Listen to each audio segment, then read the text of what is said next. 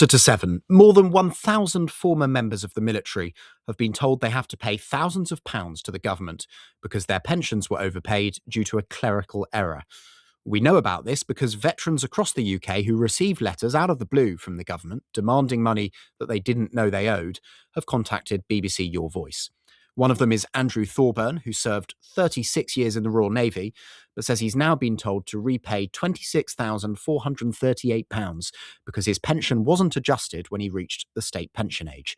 His military pension has also been cut immediately by around £650 to £700 a month. At first, I thought it was a scam. Didn't believe it. This is hanging over us, and the stress of it, I just cannot describe to you. This is how you're treating the veterans. What message does that send out to the youngsters of the future who we do want to serve? Well, Major General Neil Marshall is Chief Executive of the Forces Pension Society, an independent organisation which acts as a pension watchdog for those who've served in the armed forces. And I'm pleased to say he joins us now. Good morning, Mr. Marshall. Good morning, Henry, and thank you for covering this important subject. Well, give us a sense of what the impact has been on the veterans affected by this.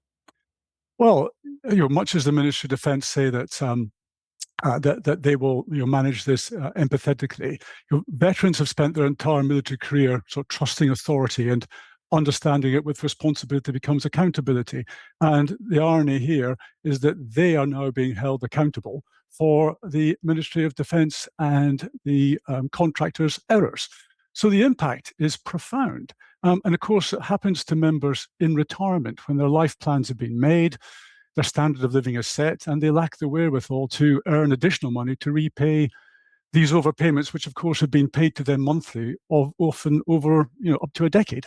And also, as we were hearing from Andrew Thorburn there, at a time when these veterans had no sense whatsoever that this was in the offing. But does the government actually have any other options here? Because they say that they have no choice really but to seek to recover money which should have stayed in the exchequer and has instead been sent in error to these people.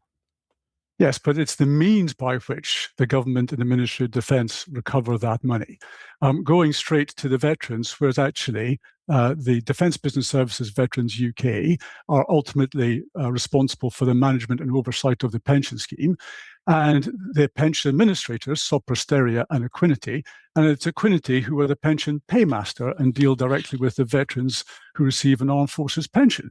So if the Ministry of Defence cannot hold those organizations to account, then it will have to review the decision to recover the monies from the individual veterans. This is about aligning authority, responsibility, and accountability. And the accountability and the liability is now being laid upon the individual veterans rather than the organizations who made the errors in the first place, the pension administrator. Well, sub posteria say that these errors originated over a decade before they took over the contract. And they say that when the issue was identified, they sought guidance from the Ministry of Defence about how to proceed. They say whether and how to recoup taxpayers' money was not a decision for them. So presumably it's to the Ministry of Defence that you are ultimately making this call for them to approach this differently.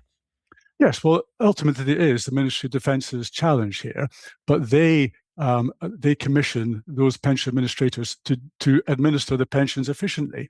And if they haven't put the contractual framework in place that accounts for those errors, the MOD can't compel those it has contracted to pay for the errors, then the MOD itself should review its decision to recoup these historical payments from individual veteran pensioners. So yes, it's an MOD problem, but the MOD has a pension scheme in place where those organizations responsible for errors are not being held accountable for those errors. Okay. And ultimately the liability lies onto the individual veteran. That just cannot be correct. Neil Marshall, Chief Executive of the Forces Pensions Society, thank you. And should just say the Ministry of Defence have said that where payments have been made in genuine error, they have a responsibility to recover taxpayer funds, but they seek to do so in a sensitive and proportionate way.